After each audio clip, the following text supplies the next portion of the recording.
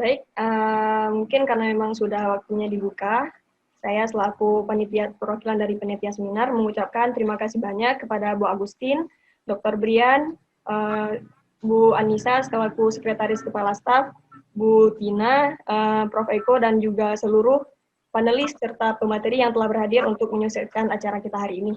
Baik, mungkin sebelum memulai acara akan saya tampilkan sedikit informasi kepada para peserta terkait pelaksanaan seminar kita kali ini.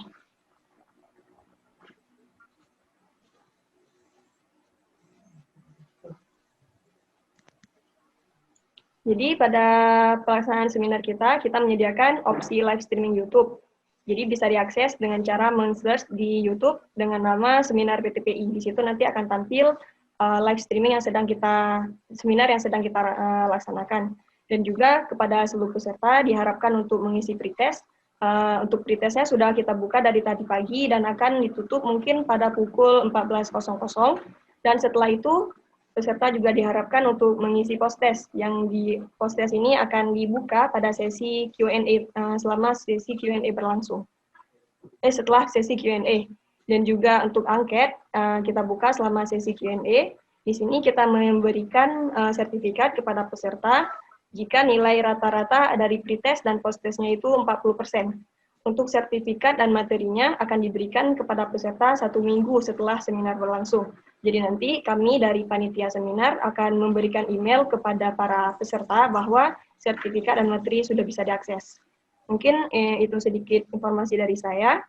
Selanjutnya, saya akan sedikit membacakan CV dari Bu Tina Talisa yang akan menjadi pembawa acara kita pada hari ini.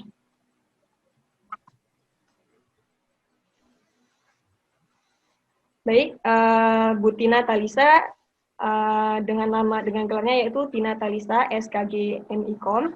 Beliau menamatkan pendidikan S1-nya itu di Universitas Pajajaran pada Fakultas Kedokteran Gigi tahun 1997. Lalu melanjutkan pasca sarjana ilmu komunikasi di universitas yang sama yaitu Universitas Pajajaran dan lulus pada tahun 2011. Bu Tina Talisa adalah seorang news anchor dan juga associate producer di Trans TV pada tahun 2004 sampai tahun 2007. Beliau juga news presenter di TVRI Jawa Barat pada tahun 2004. Beliau juga news anchor dan produser di TV One pada tahun 2007 sampai tahun 2011. News presentation and show manager di Indosiar tahun 2011 sampai 2014. General Manager Sales and Marketing di arah.com tahun 2016 sampai tahun 2017, Wakil Direktur Media dan PR di Indonesia ASEAN Para Games Organizing Committee tahun 2018. Dan sekarang Bu Tina adalah komisaris dan juga pendiri di Klinik Gigi Senyum Ceria, Direktur dan pendiri di Imaji Aksi Media Consulting, CEO founder digital startup di Kliniko, dan juga Komite Investasi dan Juru Bicara di BKPM, Badan Koordinasi Penanaman Modal. Mungkin itu yang dapat saya sampaikan. Selanjutnya saya persilahkan kepada Bu Tina Talisa untuk membantu acara kita pada siang hari ini. Sekian dari saya dan terima kasih.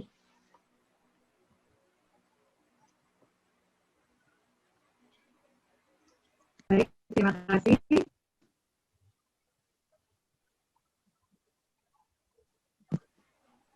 Terima kasih Mbak Anissa. Assalamualaikum warahmatullahi wabarakatuh. Selamat siang. Sejahtera untuk kita semua yang pada pagi hari ini, pada siang hari ini, lagi kan masih semangat pagi. Pada siang hari ini kita bersama-sama mengikuti seminar dan diskusi nasional kebijakan dan teknologi untuk mengurangi penyebaran COVID-19 di Indonesia. Tentu pembahasan ini menjadi sangat relevan bagi kita semua karena memang kondisi yang ada saat ini jika kita bicara mengenai kebijakan, bicara mengenai teknologi, maka sesungguhnya harus kita akui dengan jujur bahwa tidak ada satu negara pun yang memiliki best practice karena semua negara melakukan pendekatan terbaik yang bisa dilakukan tentu dengan memperhatikan banyak hal kultural, juga masalah infrastruktur dan mana pencegahan dan penanganan COVID-19. Dan kalau mengingat kepada bulan Maret lalu, awal Maret pertama kali dikabarkan ada resmi pemerintah ada kasus pertama COVID-19, berarti sekarang sudah berjalan 6 bulan. Dan di masa ini tentu kita juga masih dalam kondisi yang tidak tahu kapan terakhir. Ya, sementara ini kita belum tahu kapan terakhir. Meskipun segala upaya telah dilakukan. Dan tentu dampaknya seperti yang kita pahami, pertama berikutnya ekonomi dan juga sosial. Karena itu pada hari ini merupakan kesempatan yang baik bagi kita semua. Sekadar memberikan informasi, saya pun kami di KPM Badan Koordinasi Penanaman Modal sungguh-sungguh melihat kondisi COVID ini memiliki dampak yang signifikan, meskipun kita terus optimistis dari segala sektor kita bisa kemudian tidak hanya bertahan tapi bangkit lebih baik dari kondisi pandemi dan bahkan bisa lebih baik dari kondisi sebelum pandemi.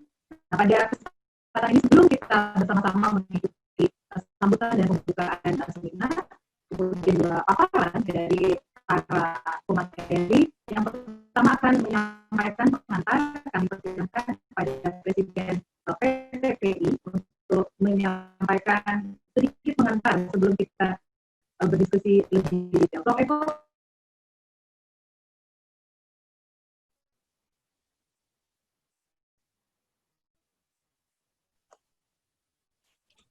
Suaranya Prof, di-mute. Di-unmute, Prof. Oh, oke, ya. Izinkan saya untuk share screen. Sudah bisa dilihat screen saya? Sudah, Prof. Oke, Assalamualaikum, salam sejahtera, Om Swastiastu, Namo Buddhaya, dan keselamatan untuk kita semua.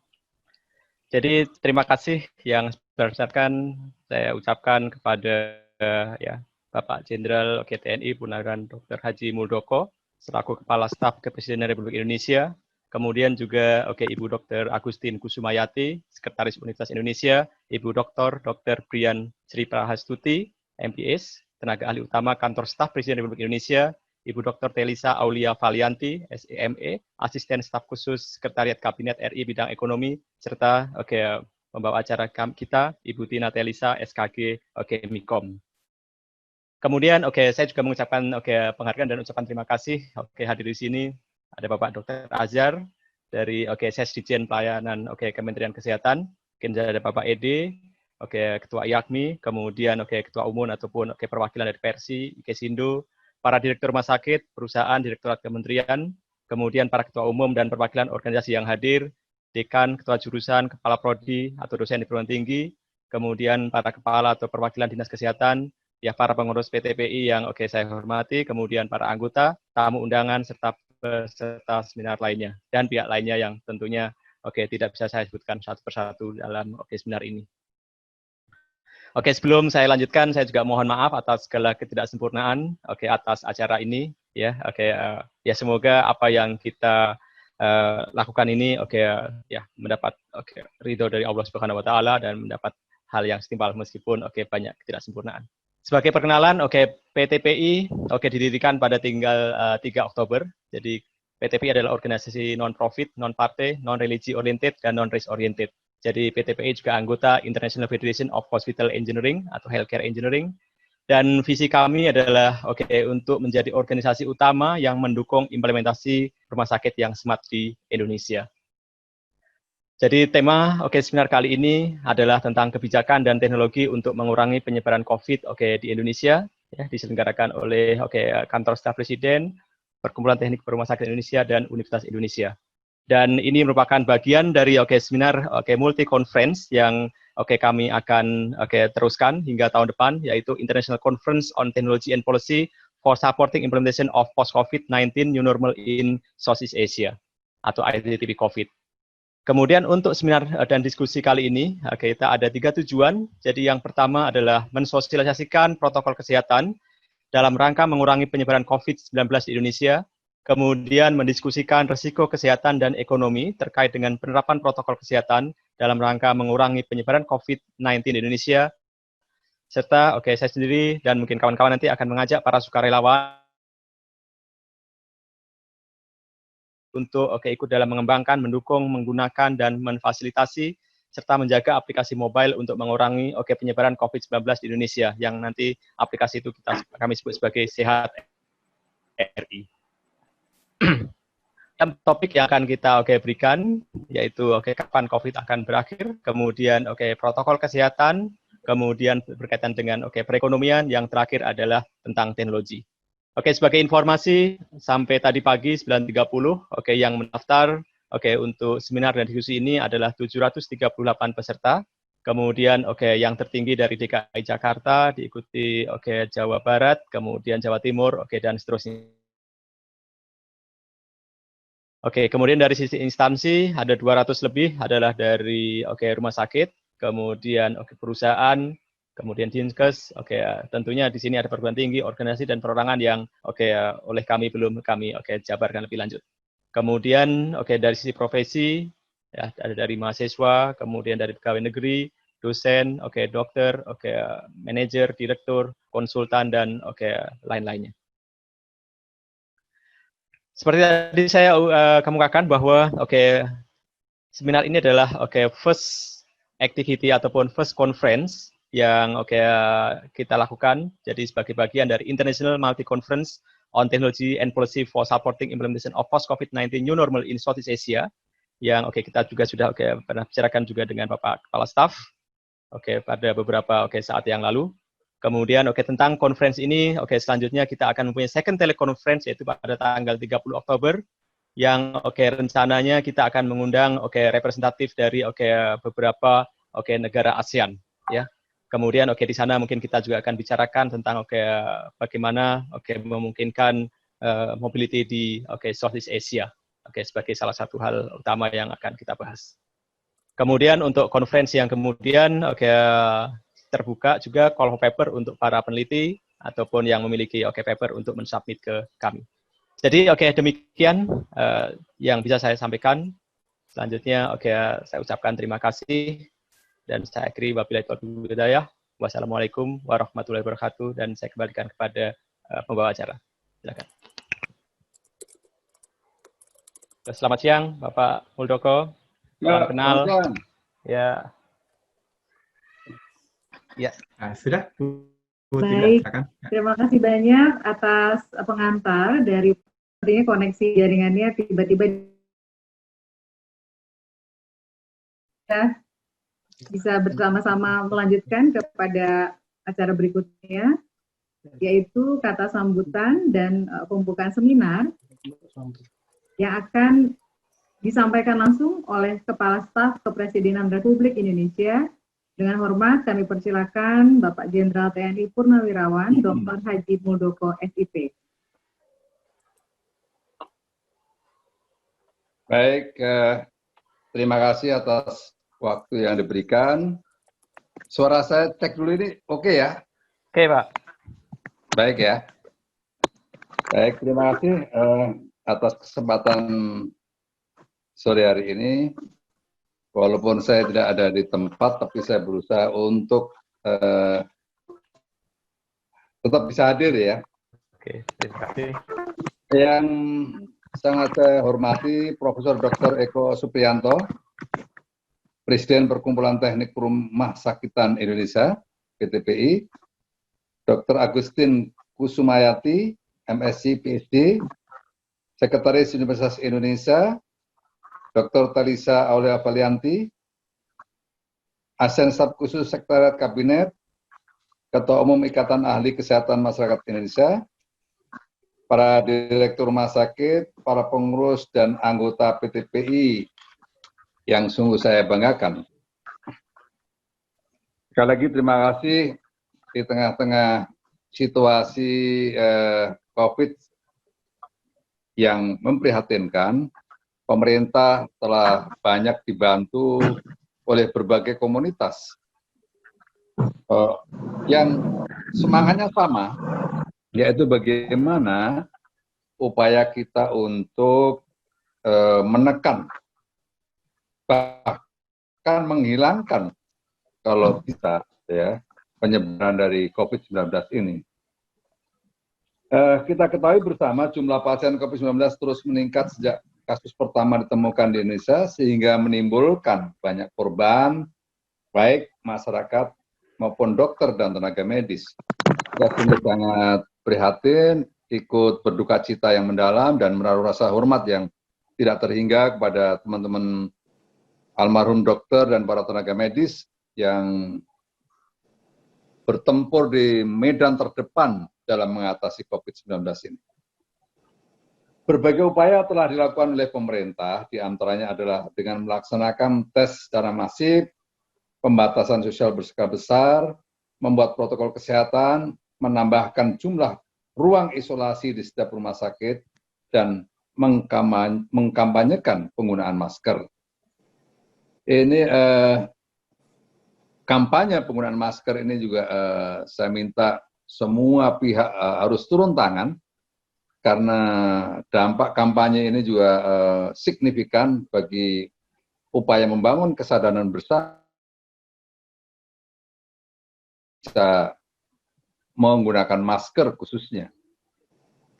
Hadirin sekalian, APBN telah digelontorkan dalam jumlah yang besar ya. Untuk itu mestinya dampaknya harus betul-betul dirasakan secara signifikan ya. Presiden atau pemerintah telah mengeluarkan biaya penanganan COVID-19 itu 695,2 triliun ya, sebuah jumlah yang tidak sedikit ya, pada sektor-sektor kesehatan, perlindungan sosial, insentif usaha, berikutnya UMKM, pembiayaan korporasi, dan juga sektor kementerian lembaga dan Pemda. Jumlah ini cukup besar teman-teman sekalian, tetapi pemerintah juga sangat memahami bahwa yang menjadi prioritas utama penanganan tetap kesehatan dikedepankan, tetapi sektor ekonomi dan keuangan juga tidak bisa diabaikan. Karena apa? Karena memang COVID-19 ini dampaknya ya juga luar biasa ya, dari berbagai sektor, khususnya dari sektor pariwisata ya. Saya bisa sampaikan sektor pariwisata ini memiliki dampak yang luar biasa ya. Dampak pada tenaga kerja, data dari Kemenpar pada Juni 2019 menunjukkan bahwa hampir 13 juta tenaga kerja sektor pariwisata dirumahkan dan 32,5 juta tenaga kerja tidak langsung, baik itu UMKM, taksi, becak, di lokasi wisata dan lain-lain, di bidang pariwisata kehilangan pemasukan. Ini sungguh luar biasa dampaknya, teman-teman sekalian. Untuk itulah pemerintah juga concern untuk di samping memberikan bantuan sosial, juga memberikan bantuan sosial produktif ya kepada 12 juta UMKM dengan jumlah 2,4 juta rupiah. Diharapkan ini teman-teman kita UMKM itu bisa segera hidup lagi ya. Mungkin mereka dengan adanya omset yang begitu drastis turunnya ya, karena jumlah yang membeli itu sangat sedikit, tidak seperti biasanya, maka dia punya daya tahan dia mungkin udah ada yang 3 bulan, ada yang 6 bulan paling lama, maka mungkin sekarang mereka ini sudah kehabisan modal.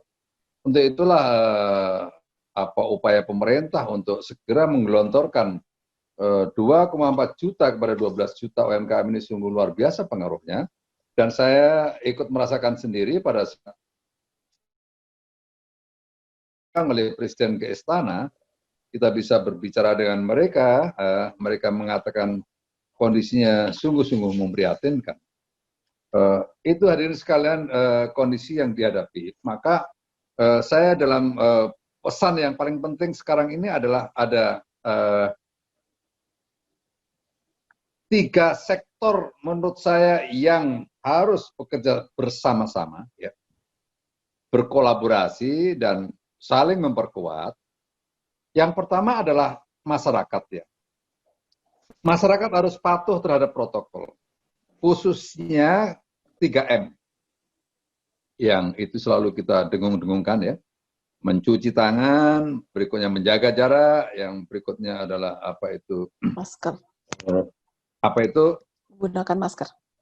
Menggunakan masker. Nah, ini masker juga terjadi perdebatan apa itu masker scuba dan seterusnya. Ini juga perlu ada sosialisasi agar masyarakat itu mana yang paling apa itu efektif dalam penanggulangan ini.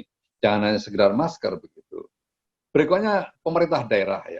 Pemerintah daerah dan pemerintah pusat memiliki tugas 3T ya. Tadi itu tracing, berikutnya apa itu tes dulu, testing secara masif, tracing yang terencana dengan baik, berikutnya apa itu treatment. Nah, menurut saya tambah satu lagi ya, Bu Brian ya, tambah 3, 1L, law enforcement. Harus ada law enforcement. Kalau nggak ada law enforcement nanti masyarakat apa itu seenaknya. Jadi disiplin harus ditegakkan. Nggak boleh itu kita hanya meminta kesadaran. Ya. Walaupun upaya-upaya itu harus juga dijalankan. Menurut saya dalam rangka 3M ini kita bisa menggunakan pendekatan kultural ya. Seperti yang saya jalankan kemarin di Surabaya, saya mengajak Cak Kartolo ya untuk memasyarakatkan penggunaan masker ya. Ini pendekatan kultural. Mereka Pak Kartolo ini apa itu seniman ludruk ya, di mana suaranya yang cukup bagus itu sangat didengarkan oleh masyarakat. Itu pakai masker angel temen, maksudnya angel temen dikandani ya. Dengan bahasa-bahasa seperti itu mungkin bisa mempengaruhi. Itu pendekatan kultural ya. Berikutnya pendekatan struktural. Kita memiliki berbagai relawan-relawan yang jumlahnya luar biasa. Ada relawan apa itu KB, itu kurang lebih 30.000 relawan. Kita punya relawan PKH, kita punya relawan Tagana di Kementerian Sosial. Kita punya relawan di Kementerian Tenaga Kerja dan lain-lain. Nah, ini mungkin penggerakan secara masif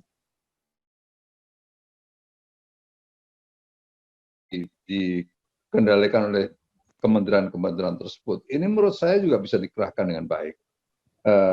Itu baik melalui upaya 3M itu ya. Berikutnya yang ketiga adalah pelaku industri pariwisata ya. Kalau kita bicara pariwisata ya.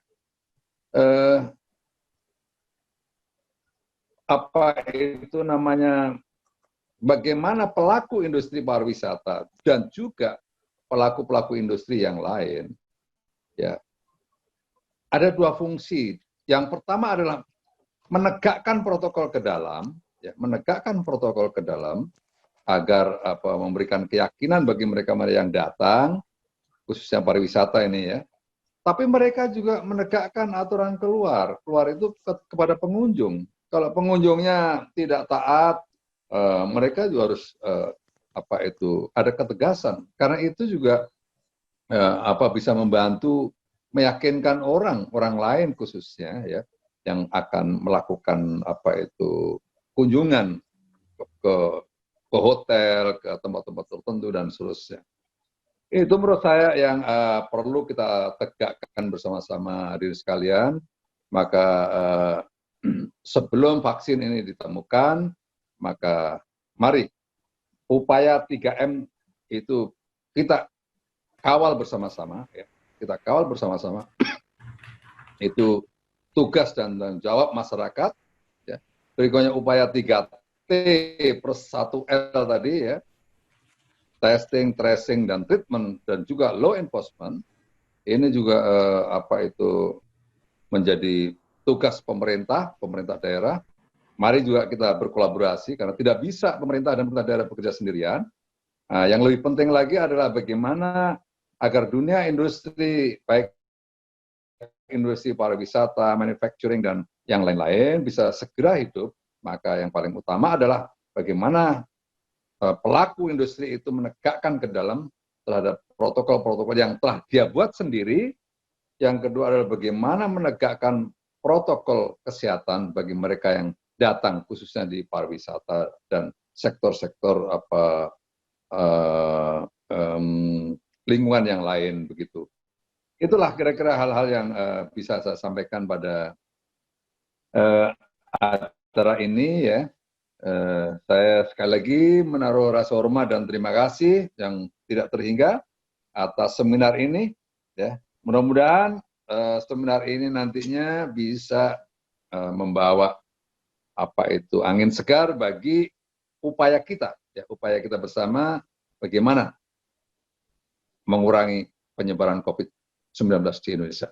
Demikian yang bisa saya sampaikan, mungkin ada kekurangan, saya mohon maaf, dan mudah-mudahan bisa memberikan inspirasi kepada kita sekalian. Saya kira wassalamualaikum warahmatullahi wabarakatuh. Waalaikumsalam warahmatullahi. Terima kasih banyak Bapak Kepala Staf Kepresidenan Republik Indonesia yang terus-menerus mengingatkan karena hal yang sepertinya sudah kita sangat pahami sejak Maret, ternyata sampai sekarang masih terus menjadi tantangan bahwa masyarakat harus menjadi bagian yang paling penting sebagai aktor atau sebagai subjek untuk bersama-sama melakukan pencegahan.